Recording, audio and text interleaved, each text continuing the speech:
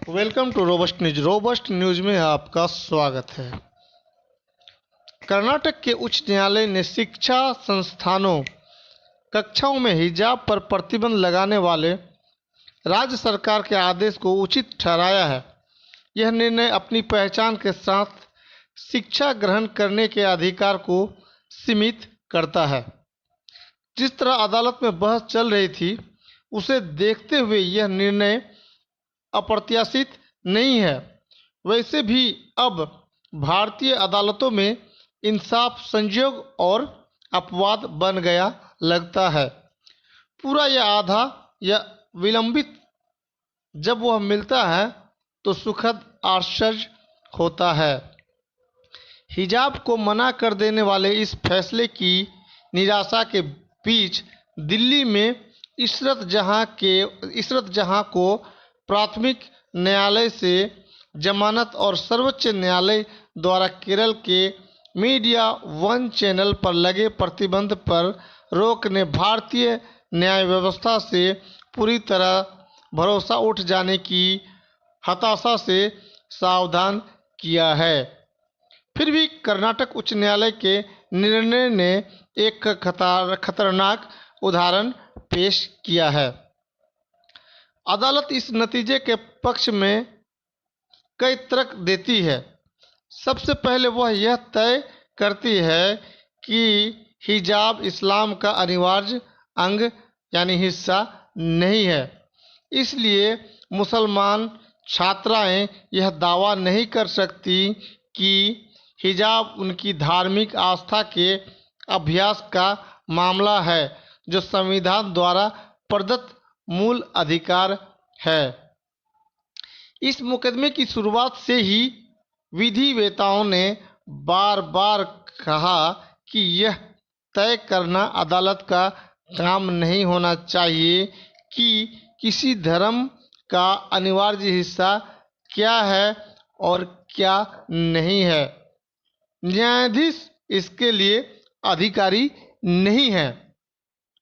धर्मों का इतिहास जटिल है और धर्मों को धारण करने वालों के लिए उसकी व्याख्याएं भी भिन्न भिन्न हो सकती हैं। क्या किसी धर्म से संबंधित सारी बातें, उसके सारे रीति रिवाज किसी एक मूल ग्रंथ में पाए जाते हैं? यह एक सवाल है। क्या काल क्रम में धर्मों में परिवर्तन नहीं होता है? यह भी एक सवाल है। किस तरह तय होगा कि मैं जिसे अपना अनिवार्य धार्मिक व्यवहार मानता हूँ वह अनिवार्य नहीं है? यह भी एक सवाल है। इसलिए इसकी चेतावनी दी जा रही थी कि अदालत को इसकी जांच नहीं करनी चाहिए, लेकिन उसने यही किया। हिजाब को इस्लाम का पालन करने के लिए अनिवार्य नहीं माना। अदालत ने कहा कि हिजाब नहीं पहनने से कोई पापी नहीं हो जाती, ना तो इस्लाम की शान कम नहीं हो जाती और वह लुप्त नहीं हो जाता। यह तर्क तो किसी भी धर्म के किसी भी रीति रिवाज पर लागू किया जा सकता है। मनु सेबेस्टियन ने लिखा कि क्रिसमस मनाने का जिक्र बाइबल में नहीं है। बड़ा दिन न मनाने से कोई पापी नहीं हो जाता और न ईसाईयत खतरे में पड़ जाती है। तो क्या कल आप इसे भी प्रतिबंधित कर देंगे? यह एक सवाल है। तार्किक परिणति यही हो सकती है। मुझे किसी की ललाट पर विभूति अटपटी लग सकती है, लेकिन वह उसके लिए अनिवार्य है। क्या स्कूल उसे मिटा देगा? यह एक सवाल है। या बिंदी अथवा सिंदूर? यह भी एक सवाल है। इनका जिक्र किसी ऐसे ग्रंथ में नहीं जिसके आधार पर इन्हें अनिवार्य कहा जाए। किसी धर्म में क्या अनिवार्य है, यह जब उस धर्म से अलग किसी और मत का व्यक्ति तय करने लगे तो संकट होगा। क्या वह अपने पूर्वाग्रहों से पूर्णतया मुक्त हो सकता है? यह भी एक सवाल है, कमेंट में आप इसका जवाब दे सकते हैं। भारत में प्राय यह पूर्वाग्रह बहुसंख्यकवादी धारणाओं से बनता है। इसी वजह से भारत की अदालत ने तय कर दिया कि मस्जिद इस्लाम का अनिवार्य अंग नहीं है। इसका सहारा लेकर मस्जिदें तोड़ी जा सकती हैं, उनको बनाने की इजाज़त रोकी जा सकती है। कल यह भी कहा जा सकता है कि जुमे की सामूहिक नमाज अनिवार्य नहीं है। क्या यह फैसला मात्र शिक्षा संस्थानों तक सीमित रहेगा और मात्र छात्राओं तक? यह एक सवाल है। कल अगर कोई सरकार इसी को बाकी सार्वजनिक स्थलों के लिए लागू करे तो उसे कैसे रोका जा सकेगा?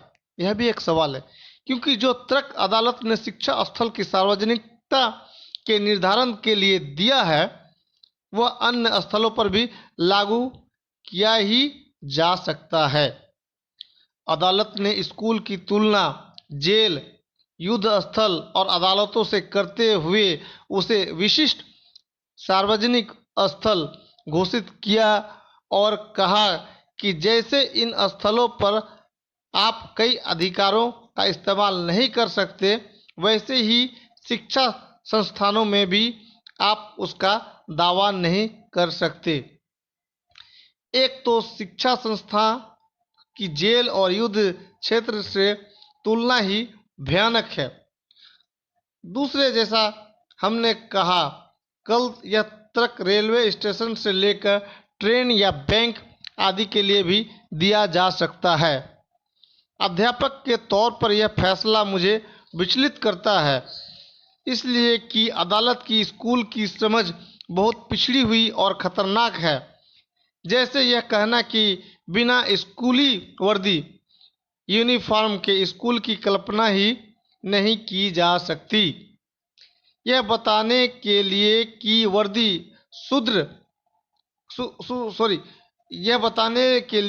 वर्दी शुद्ध भारतीय अवधारणा है। अदालत ने गुरुकुलों का उदाहरण दिया कि वहाँ भी छात्र वर्दी में आते थे। यह खासा दिलचस्प है कि अदालत कहती है कि वर्दी कोई मुगलों या अंग्रेज़ों की देन नहीं, पहले से हमारे यहाँ थी। यानी मुगलों को भी बाहरी ठहराने का एक मौका निकाल लिया गया। वह बार बार कहती है कि हम विदेशी उदाहरण नहीं लेंगे, लेकिन फिर वर्दी का अपना तर्क पुष्ट करने के लिए वह अमेरिका से उदाहरण लाती है। इससे भी इस निर्णय के पीछे के कुंठित राष्ट्रवाद का पता चलता है। क्या वर्दी के बिना स्कूल नहीं हो सकते? यह एक सवाल है। जो अच्छे और प्रयोगधर्मी स्कूल माने जाते हैं वे वर्दी की अनिवार्यता नहीं मानते। हम में से कई ने ऐसे स्कूलों से पढ़ाई की है जहां कोई एक वर्दी न थी, लेकिन उससे शिक्षा की गुणवत्ता पर या छात्रों की योग्यता पर कोई प्रतिकूल असर तो नहीं पड़ा। इस फैसले को पढ़ते हुए जान पड़ता है कि अदालत को वर्दी के बिना स्कूली पाठ्यचर्या की कल्पना भी असंभव लगती है। वर्दी के पीछे का तर्क भी अदालत नहीं समझ पाई है। वर्दी छात्रों में बराबरी की भावना स्थापित करने के लिए है।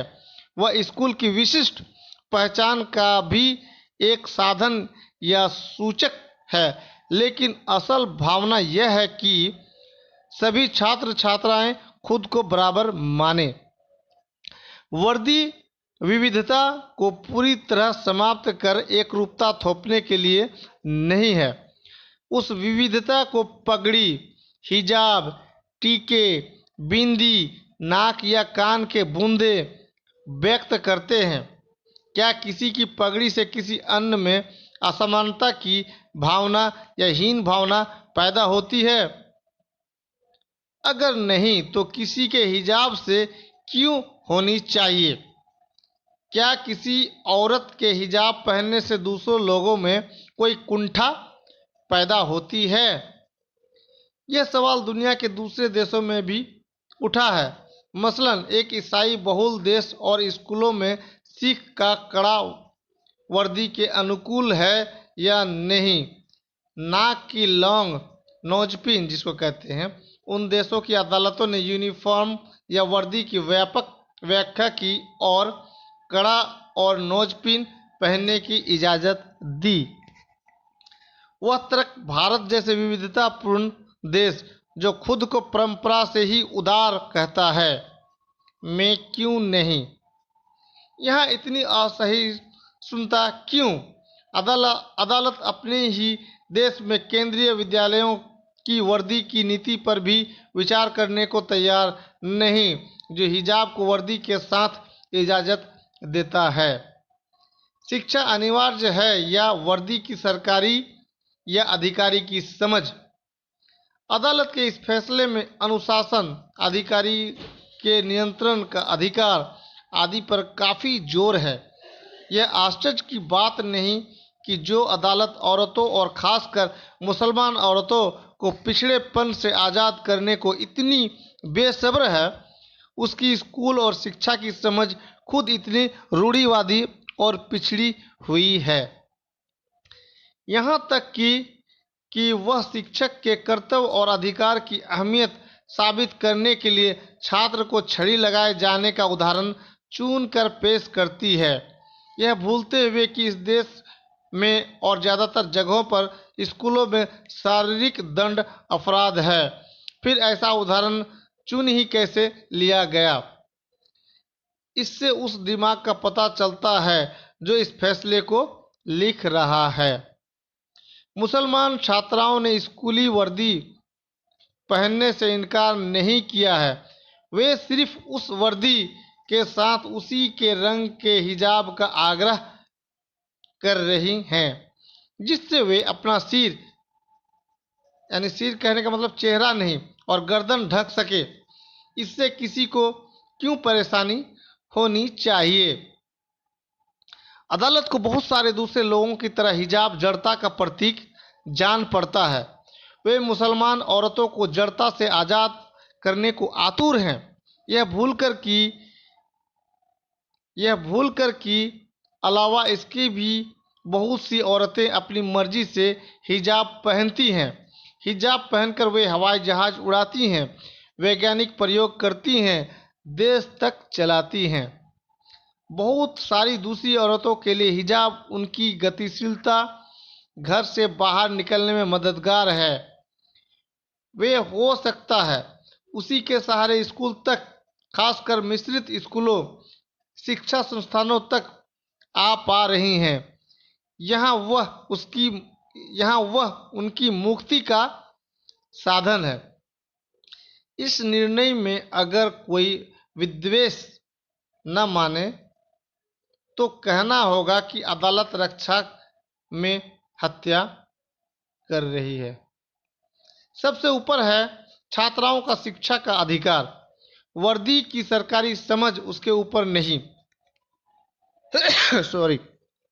दोनों में तुलना करने पर किसके पक्ष में खड़ा होना चाहिए?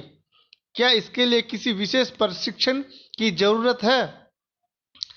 सरकार की तो राजनीतिक विचारधारा की हृदयहीनता का नतीजा है यह फरमान कि हिजाब नहीं चलेगा। अदालत इतनी क्रूर कैसे हो सकती है कि पढ़ना है तो हिजाब के बिना वरना बाहर रहो का निर्णय दे। इंसाफ की एक पहचान यह है कि वह निर्बल को बल देता है। इंसाफ की एक पहचान यह है कि वह निर्बल को बल देता है। राज्य और इन मुसलमान छात्राओं में कौन कमजोर है बताने की जरूरत नहीं। हमें उम्मीद है कि सर्वोच्च न्यायालय ने जैसे मीडिया वन के मामले में केरल उच्च न्यायालय के अन्यायपूर्ण निर्णय को स्थगित किया है, वैसे ही इस मामले में भी वह इस अतार्किक निर्णय को स्थगित करेगा। लेकिन देखकर निराशा हुई कि उसने इसे फौरी सुनवाई के लायक मामला नहीं पाया। यानी हिजाब के बिना इम्तिहान ना दे पाने की तकलीफ अदालत के लिए कोई मायने नहीं रखती। वह होली के बाद इत्मीनान से इसे सुनेगा। फिर भी हम उम्मीद तो रखें। खबर कैसी लगी? चैनल को सब्सक्राइब करें, कमेंट में अपना राय दें। बेरोजगारी से देश के जवानों को भटकाने के लिए इस तरह के ड्रामेबाजी और कोर्ट कचहरी और अदालतों को बेवजह समय बर्बाद करने के लिए बहुत अच्छा, अपने देश के जवानों को भटकाने के लिए एक अच्छा तरीका है। खबर कैसी लगी? चैनल को सब्सक्राइब करें, कमेंट में अपनी राय दें। आपका दिन शुभ रहे। Thanks audience, thanks listener. Future में जैसे कोविड में जरूरत पड़ेगा तो ये चिट्ठी बनी ध्यान में रख लीजिएगा। इस बार कोविड का कुछ होता है तो तुरंत ले लेना है, ठीक है। चलिए, आपको भी ढेर सारी शुभकामनाएं। ठीक है, चलिए। तो अभी चला रहे हैं एम्बुलेंस? लेबे तो किए हैं, अभी लेबे किए हैं, ठीक है। चलाइए, बढ़िया से इसको चलाइए, ठीक है। अरे फोटो हो रहा है। गणपतगंज शिवजी मुखिया। मनोज जी, वहाँ आपका नाम क्या है? अररिया में। मनोज जी, जितेंद्र ऋषिदेव, पिता बिंदुश्री ऋषिदेव। कहाँ पे चलाते हैं आप? अररिया में चलाते हैं, ठीक है। इधर आते तो ठीक रहता। चलिए,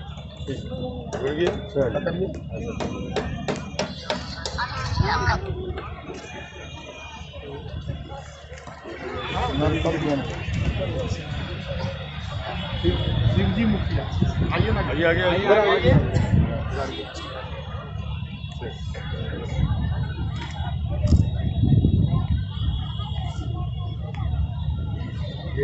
रानीगंज। इसका अभी तक रजिस्ट्रेशन नहीं हुआ है, बोर्ड नहीं लगवाए हैं अभी तक?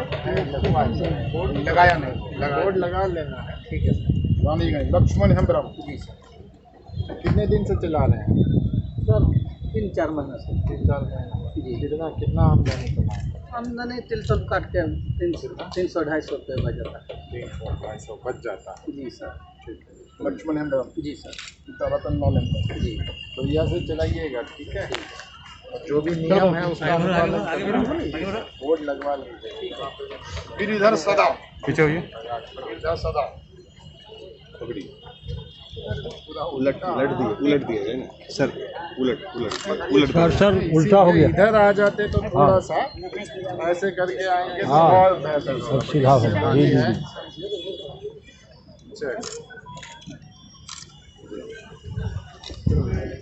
मंतोष चौधरी।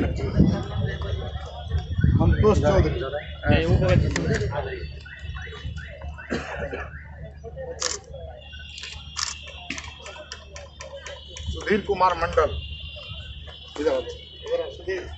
सुधीर ऐसे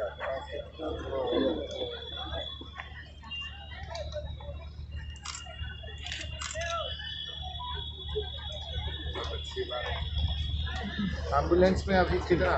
एम्बुलेंस अभी 15 देना था। 15 बाकी 3 अभी तक नहीं हुआ। मुन्ना भाई तू भी पीछे हो जा।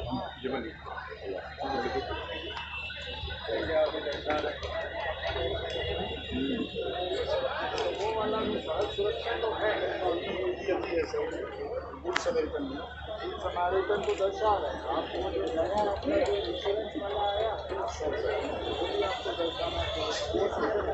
5 लाख रुपये की रिचार्ज इंश्योरेंस का भी बढ़ावा के लिए भी 2 लाख रुपये का एक नया कमिटी बनाया आगे। तो आपका वही आए थे थोड़ा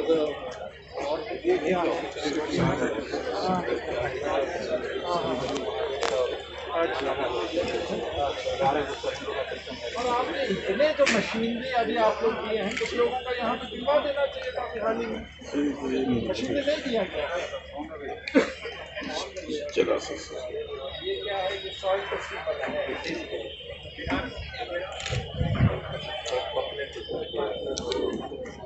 बिहार दिवस के अवसर पर खुशी है। पशुपालन का भी कुछ पैम्पलेट बताया नहीं है, तो उनको भी पशुपालन का स्टॉल का जिला पदाधिकारी महोदय निरीक्षण कर रहे हैं। आपको मशीनरी का कुछ करा देना चाहिए, मैकेनाइजेशन से कुछ वितरण करवा देना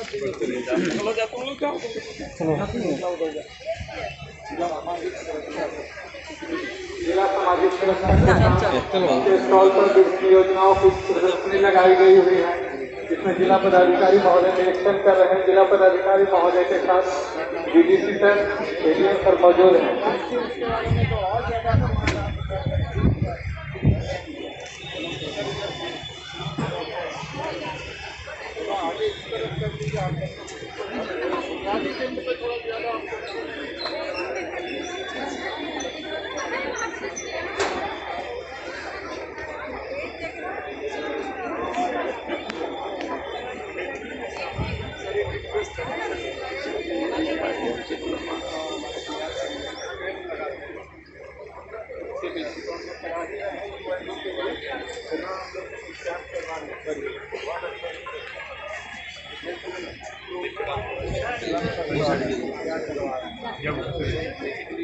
श्रम संसाधन विभाग की तरफ से स्टॉल लगाया गया है।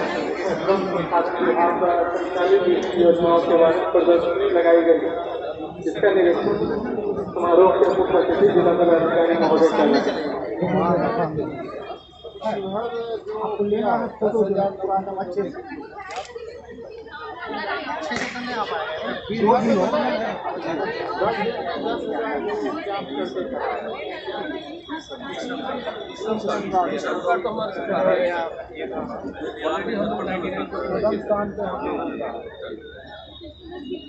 कंस्ट्रक्शन वर्क करते हैं, फिर आप लोग कैंप कराइए, हम लोग कैंप करते हैं सर। वो हम लोगों को यार वो आयुष्मान कार्ड के लिए भी कैंप करना है, इसके लिए कैंप निकलवा मुन्ना भैया कल्याण विभाग के द्वारा प्रदर्शनी लगाई गई है। जिला पंचायत कल्याण पदाधिकारी जिला पदाधिकारी महोदय को विभिन्न योजनाओं के बारे में बता रहे हैं। शाम को दे कितने लाभुक हैं आपके?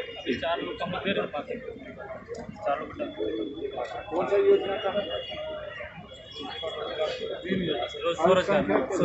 स्वरोजगार के लिए ऋण योजना बुकलेट सब कुछ छपा है, ये सभी योजनाओं का अलग अलग बुकलेट छपा है उर्दू में, और वो नहीं मिला क्या? तो वहाँ मंगवा लीजिए, मंगवा के उसका 50% होनी चाहिए। कई सारे लोग सभी योजना का बुकलेट छपा है, डायरेक्टरेट से भी छपा है, कुछ सुन्नी वक्फ बोर्ड से छपा है। हाँ वो सर बोले थे कि सुन्नी वक्फ बोर्ड कुछ दिन बाद आप लोग को देगा, इस बार कराइए, इस बार मंगवा के ठीक। और दूसरा वाला हम चाह रहे थे यार उर्दू में भी छपनी चाहिए, बहुत सारे लोग नहीं पढ़ पाता है। वो सारा बुक उर्दू में भी छपा है सर। ठीक है, बहुत अच्छा सुझाव है, उसको मंगवा लीजिए, मंगवा के उसका वितरण करवाइए। ICDS अररिया के द्वारा अच्छा ICDS है, स्टॉल लगाया गया है। स्टॉल पर मौजूद है वीडियो, बहुत अच्छा खूबसूरत बना है। क्या है ये थीम, क्या है? बिहार पोषण पखवाड़ा से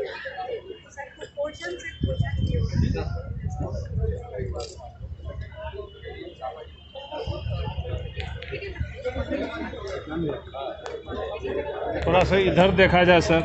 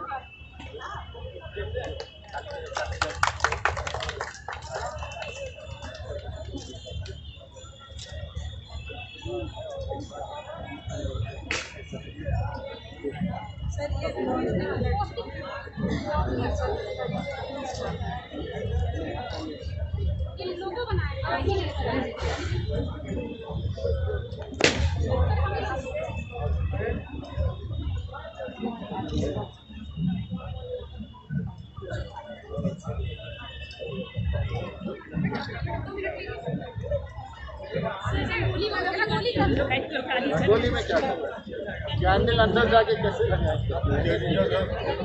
चलिए फोटो ले लीजिए, आप लोग करवा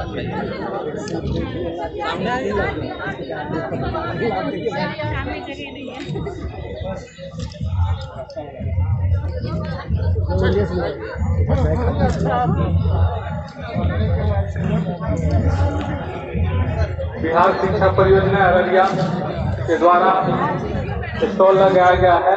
स्टॉल पे मौजूद हैं जिला शिक्षा पदाधिकारी राजकुमार एवं डीपीओ।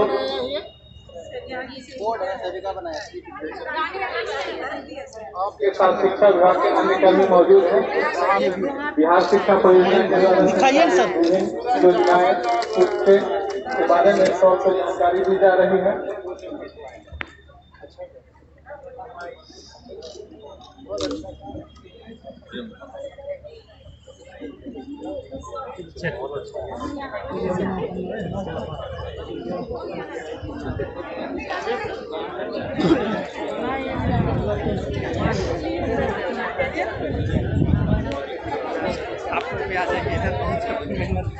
सबका फोटो ले लो तो भैया तो ये भैया दोनों माँ बेटा मिलकर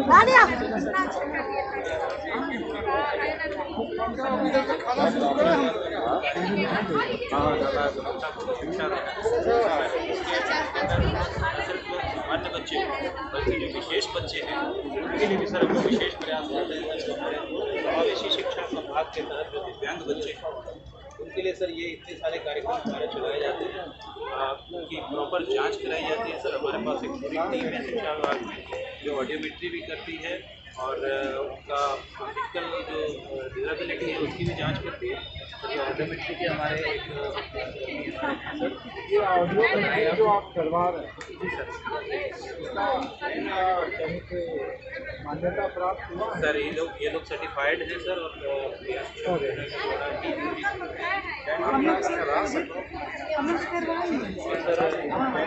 इसके आधार पर सर अगर आगे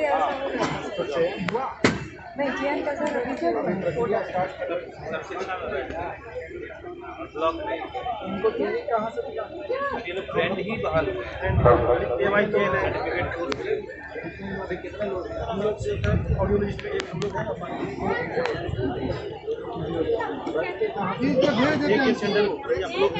ब्लॉक में सर एक सर ये से बच्चों लोगों की सर सूची बनती है। फिर हम लोग एलिको को ऑर्डर दे करके माइंड मॉडरेट से हियरिंग एड मंगवाते हैं, कैलिपर मंगवाते हैं और जो भी जरूरत की चीज़ें होती है वो हम लोग मंगाते हैं। इसके अलावा सर जो बच्चे हुआ होगा ये पहले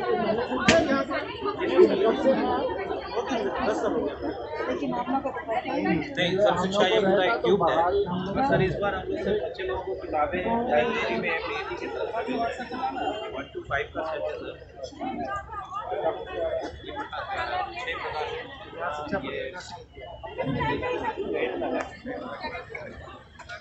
सर जो हमारे बच्चे ड्रॉप आउट हो जा रहे हैं जैसे गैप को फ्रीज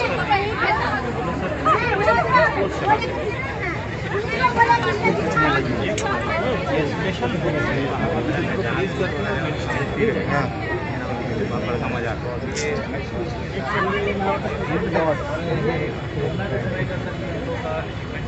ये लॉन्च लाइब्रेरी इसमें ईच एंड एवरी क्लास की किताबें सर अपलोड कर दी गई है और उन चैप्टर से संबंधित जो भी वर्ल्ड क्लास वीडियो बच्चे को सीखने में मदद करता है वो सब उसमें डाला। इसके अलावा शिक्षक भी कुछ रिजर्वेशन कर रहे हैं तो इस पर अपलोड। नगर परिषद अररिया द्वारा लगाए स्टॉल का निरीक्षण जिला पदाधिकारी महोदय द्वारा किया जाएगा। नगर परिषद अररिया के द्वारा राष्ट्रीय शहरी आजीविका मिशन के तहत विभिन्न रोजगार के अवसर के संबंध में प्रदर्शनी लगाई गई है।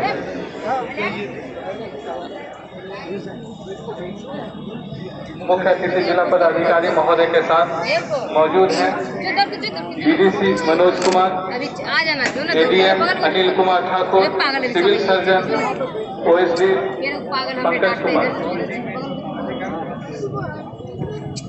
जो ना निकल जाना, जो नहीं जो दौड़ दौड़ भेजा है चल लगी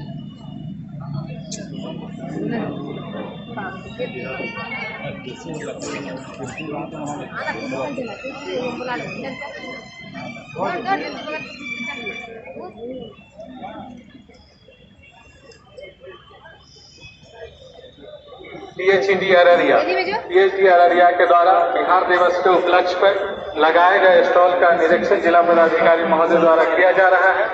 PHD के पदाधिकारी एवं कर्मी स्टॉल पे उपस्थित हैं।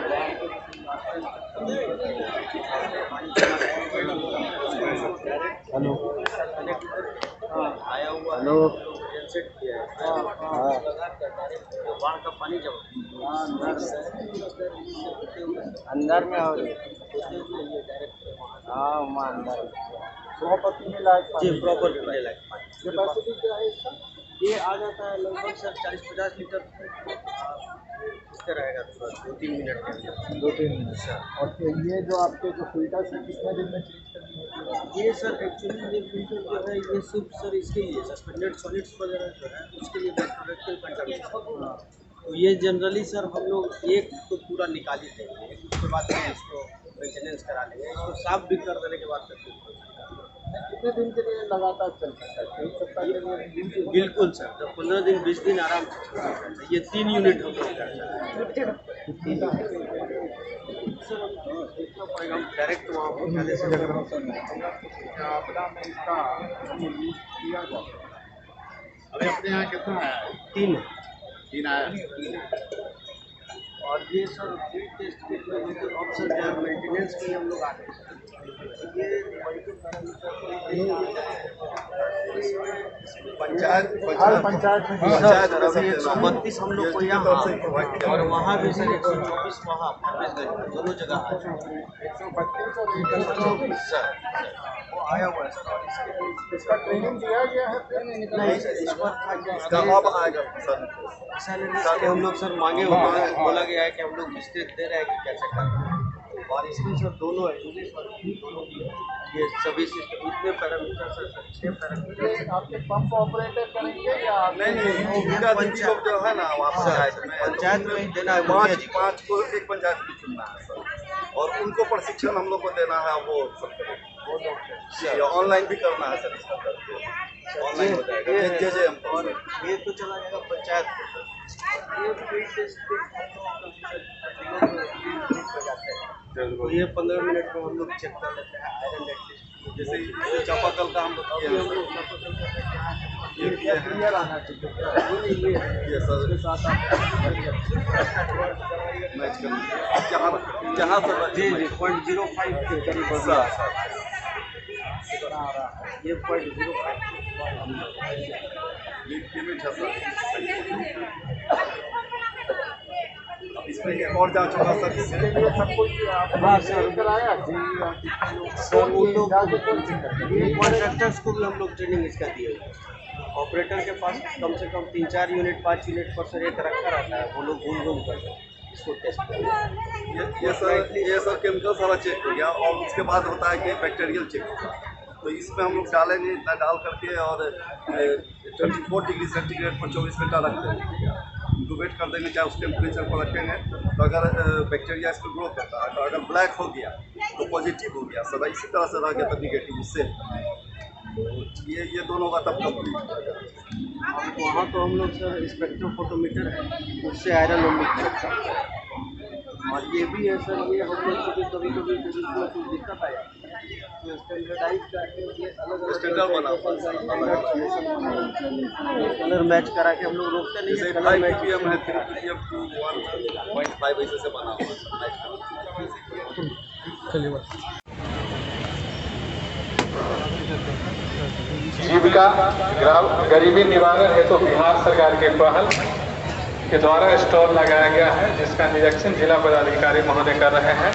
स्टॉल पे मौजूद हैं DPO जीविका अनुराधा जी।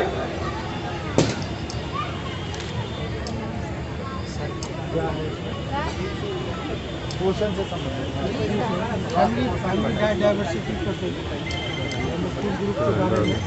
और ये संरक्षण पान है बच्चों से 6 माह तक सही पोषण का मतलब केवल स्तन पान, साथ ही 2 साल तक भी स्तन पान कराना है, जैसे 6 माह पूरा उससे पूरा आहार के साथ साथ और बाहरी कुछ भी नहीं है, खून पानी हमारा जो लाभार्थी होता है वो 0 से 6 महीना मतलब छोटे बच्चे और गर्भवती माता और धात्री महिला, तो उनके लिए और उनका धन हम लोग ग्रामीण स्तर पर जो है मोबिलाइज करते हैं।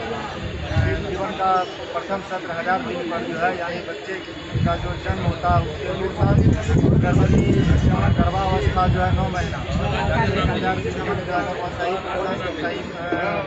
क्या कहते हैं पोस्ट डेमोस्ट्रेशन के साथ जो है 10 में से 5 कार्यक्रम महिलाओं को बताते हैं, साथ साथ जो है बच्चों के लिए 7 में से 4 कार्यक्रम और वह जब नियमित रूप से वो ले लेते हैं तो सब जाँच बताते हैं, साथ साथ जो है संस्थागत प्रसव के बारे में बताते हैं और ये सब कार्यक्रम सुचारू रूप से जब चल जाता है तो समूह और ग्राम संगठन और CLF स्तर पर सम्मानित किया जाता है। और गर्भवती और धात्री माता का गृह भ्रमण भी हम लोग करते हैं परिवार आहार विविधता के साथ। साथ साथ जो है ओके।